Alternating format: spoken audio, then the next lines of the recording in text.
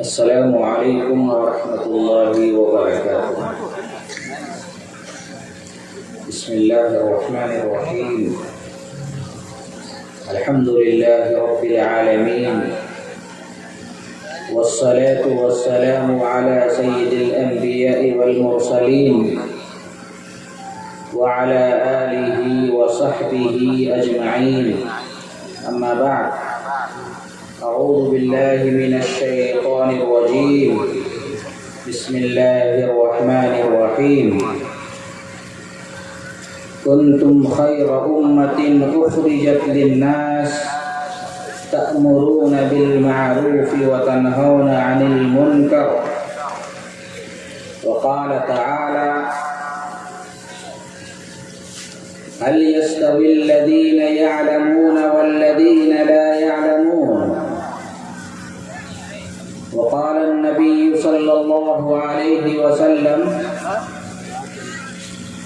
طلب العلم فريضة على كل مسلم۔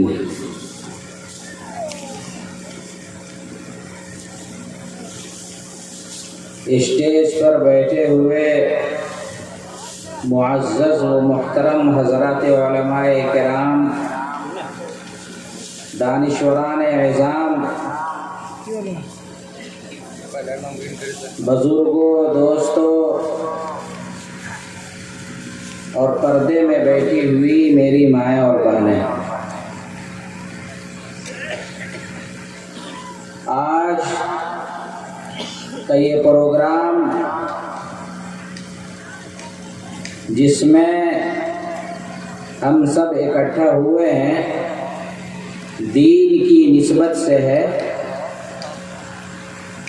اور اس گاؤں کے لوگوں نے، بزرگوں نے، نوجوانوں نے جس زندہ دلی سے اس پروگرام کو منعقد کیا ہے اور پورے علاقے کو جوڑا ہے، سب سے پہلے میں اپنی طرف سے اور امارت شریعہ کے ذمہ داروں کی طرف سے آپ تمام لوگوں کا تہہ دل سے شکریہ ادا کرنا چاہتا ہوں۔ اللہ کرے کہ اس طرح کے دینی اجتماعات بار بار منعقد ہوں، جہاں دین کی نسبت سے باتیں ہوں، حضرات علماء کرام کو دیکھنے، ان سے ملاقات کرنے اور ان کی باتوں کو سن کر اپنی زندگی کو بدلنے کا ہمیں موقع ملے۔ دوستوں اور بزرگوں، اس وقت 1:30 بج چکے ہیں اور یہ جلسہ صرف 3 بجے تک چلنا ہے۔ مجھے انتظامیہ کی طرف سے یہی خبر دی گئی ہے، یہی بتایا گیا ہے۔ وقت مختصر ہے اور 3 موضوع پر مجھے بات کرنی ہے۔ سب سے پہلی بات، خطبے کے اندر جو میں نے پہلی آیت پڑھی ہے، اس میں اللہ رب العزت نے ہم تمام مسلمانوں کو مخاطب کرتے ہوئے صاف انداز میں یہ ارشاد فرمایا کہ اے مسلمانوں، تم اس روئے زمین کی بہترین امت اور جماعت ہو۔ اللہ تعالیٰ نے تمام لوگوں کے درمیان، تمام مذاہب کے درمیان اس امت محمدیہ کے لوگوں کو مخاطب کرتے ہوئے یہ فرمایا کہ تم اس روئے زمین کی سب سے بہترین امت ہو، اس لیے تمہاری یہ ذمہ داری ہے کہ تم لوگوں کو بھلی بات کی طرف بلاؤ اور انہیں بری باتوں سے روکو۔ اگر معاشرے میں، سماج میں کچھ گڑبڑ ہے، کچھ اونچ نیچ ہے، نبی کی سنت کہیں چھوٹ رہی ہے، ہم اسلام کی تعلیمات سے دور ہو رہے ہیں، تو یہ ہم سب کی ذمہ داری ہے کہ ہم معاشرے کی اصلاح کریں اور اور ایک بہترین کوالٹی کی امت کی حیثیت سے، ایک کلمہ گو مسلمان کی حیثیت سے اور آخری امت کی حیثیت سے ہم اس معاشرے میں سدھار کا کام کریں، اس معاشرے سے غلط فہمیوں، برائیوں اور اونچ نیچ کو ختم کرنے کا کام کریں۔ جب تک مسلمان صحیح معنی میں اس آیت پر عمل کرتے رہے، جب تک مسلمان رہے اور اس نے اس آیت کے تقاضے کو اپنی زندگی میں لایا، عمل کر کے دکھلایا، تو دنیا نے جھک کر ان کے قدموں کو چوما۔ لیکن جب ہماری زندگی اللہ کے رسول کی سنت سے، قرآن کی تعلیمات سے دور ہو گئی، ہم اس دنیا میں ذلیل و خوار ہونا شروع ہو گئے۔ آج بھی اگر مسلمان صحیح معنی میں مسلمان ہو جائیں اور جو ایک مسلمان کی نشانی ہے وہ نشانیاں اس کے اندر آ جائے، تو آج بھی دنیا ہمیں سلام کرنے کے لیے تیار ہوگی۔ لیکن ہماری زندگی تو نبی کی سنت سے بہت دور چلی گئی ہے، ہمارے اعمال قرآن سے بہت دور چلے گئے ہیں۔ ہم مسلمان ضرور ہیں، ہم نے کلمہ ضرور پڑھا ہے، لیکن ہم صرف نام کے مسلمان ہیں۔ آپ کو بتلائیں کہ ہم کیسے مسلمان ہیں۔ ایک ہمارے دوست ہے، یہی گوڈا ضلع کی بات میں بتا رہا ہوں، جامعہ ابن تیمیہ آزاد نگر گوڈا، وہاں ایک استاذ ہیں مولانا ہارون رشید صاحب جو لکڑمارا کے رہنے والے ہیں۔ ہم وہ ایک ساتھ رکشے پر جا رہے تھے، رکشہ چالک کلمہ پڑھنے والا تھا، محمد رسول اللہ کا غلام تھا۔ رمضان کا دن ہم نے ان سے پوچھا کہ بھائی یہ بتائیے کہ آپ روزے سے ہیں؟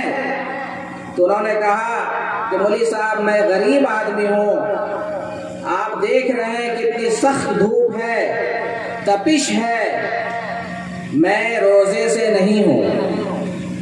آگے پوچھا کہ ابھی تو اس مسجد سے، حسن بنی کی مسجد سے اذان ہوئی اور ہم لوگ نماز پڑھ کر کے آ رہے ہیں اور آپ کا رکشہ ٹھیک مسجد کے سامنے کھڑا ہے، کیا آپ نے ظہر کی نماز پڑھ لی؟ تو انہوں نے کہا کہ مولوی صاحب نماز تو نہیں پڑھ سکے ہیں، آپ سے جھوٹ کیوں بولیں گے؟ پھر آگے اور کیا پوچھنا تھا؟ وہ تو غریب آدمی خود تھا، زکوٰۃ کے بارے میں ان سے کیا سوال کرتا؟ آخر میں ہم نے پوچھا یہ بتلائیے کہ ہفتے میں کم سے کم گوشت تو ضرور کھاتے ہوں گے؟ آپ کو اصل جو جملہ بتانا جو انہوں نے کہا، انہوں نے اسی وقت رکشہ روکا، اپنی پائیدل کو انہوں نے حرکت دینی بند کی اور پیچھے مڑ کر کے مولانا عبد الرحمان صاحب انہوں نے کہا کہ ایک دمے سے مولوی صاحب کافرے سمجھتے ہیں کیا؟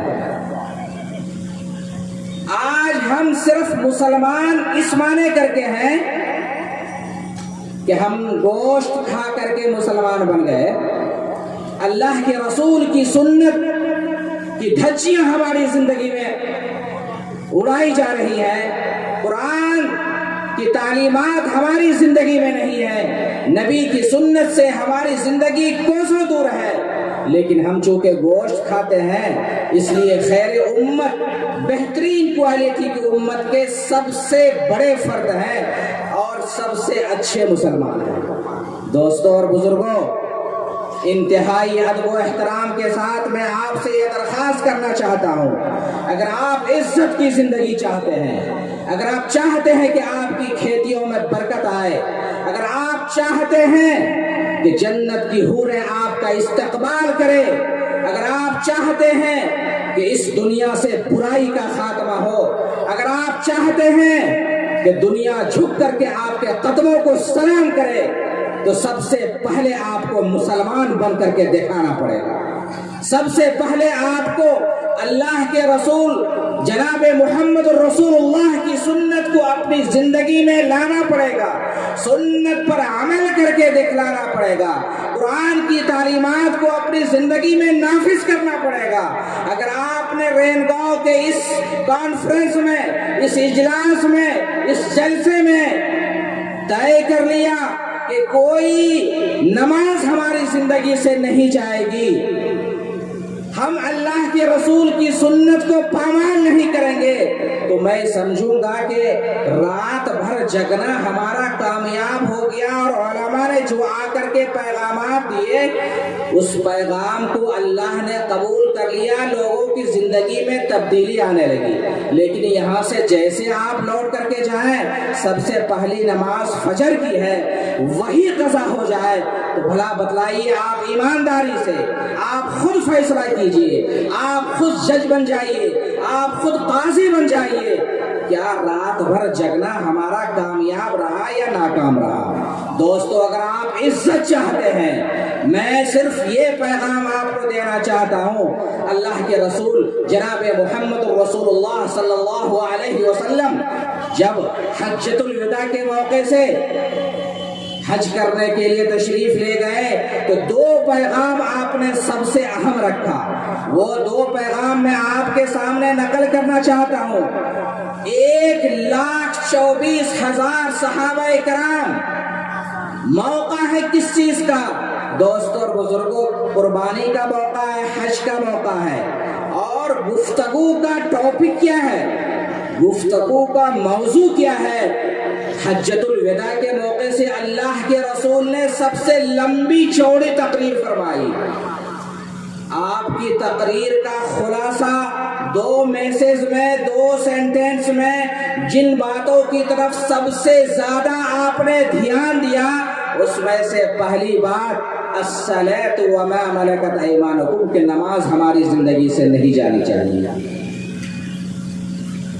ہم اللہ کے حضور اپنے چہرے کو جھکائیں گے, اپنی پیشانی کو رگڑیں گے اللہ کے سامنے, دن میں 5 مرتبہ اللہ سے وفاداری کا عہد کریں گے.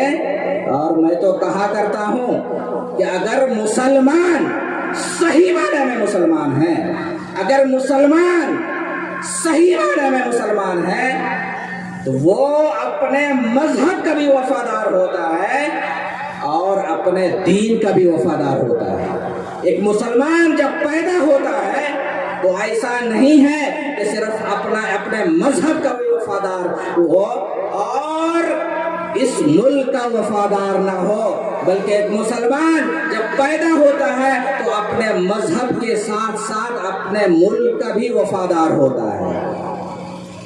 ایک مسلمان 5 مرتبہ اپنی پیشانی اللہ کے سامنے جھکاتا ہے تو اس پاک سرزمین کو, بھارت کی مٹی کے اوپر اپنے سر کو رگڑ کر کے احکم الحاکمین کی عدالت میں کہتا ہے, یا اللہ میں تو میں تیرا بندہ ہوں, میں تیرا غلام ہوں, تجھ سے وفاداری کا عہد کرتا ہوں اور اس ملک سے وفاداری کا بھی عہد کرتا ہوں. اس لیے کوئی مسلمان کو اگر غدار کہتا ہے تو ان کو کہو کہ ہماری سب سے بڑی سند یہ ہے کہ جب ہم سب سے پاکیزہ عمل, سب سے محترم کام, سب سے اعلیٰ کام نماز میں بھی جاتے ہیں تو 5 مرتبہ جھک کر کے اللہ کے سامنے اور اس مٹی کو چوم کر کے کہتے ہیں کہ اے اللہ ہم اپنے مذہب کے بھی وفادار ہیں اور اس ملک کے بھی وفادار ہیں. اللہ کے رسول نے کہا کہ تم نماز کی پابندی کرو, نماز ہماری خود ہمیں مذہب سے وفاداری کی بھی تعلیم دیتا ہے اور دین سے بھی وفاداری کی تعلیم دیتا ہے. اس لیے میرا وہی پیغام ہے جو اللہ کے رسول نے آج سے 1400 سال پہلے مکے کی سرزمین پر 1,24,000 صحابہ کرام کو کہا کہ نماز تمہاری زندگی سے نہیں جانی چاہیے۔ بھلا آپ فیصلہ کیجئے، بھلا آپ بتائیے، اگر کوئی 5 وقتہ نماز پڑھتا ہے کیا اس کے بچے امتحان میں کامیاب نہیں ہوں گے؟ اگر کوئی کسی کی زندگی سے نماز نہیں جاتی ہے، نماز چھوٹتی نہیں ہے، نماز کی پابندی ہوتی ہے، تو کیا ان کے گھروں میں برکت نہیں ہوگی؟ کیا ان کے بچے کامیاب نہیں ہوں گے؟ کامیاب وہی گھرانہ ہے، برکت اسی گھرانے میں ہے جہاں نماز کی پابندی ہے۔ اس لیے آج یہ عہد کر کے جائیں، آج یہ تہیہ کر کے جائیں، آج یہ وعدہ کر کے جائیں کہ ہر کام کو ہم پیچھے ڈھکیل دیں گے، لیکن نماز اگر ہمیں سولی بھی دی جائے، ہمیں پھانسی بھی دی جائے، ہمیں آگ میں ڈال دیا جائے، لیکن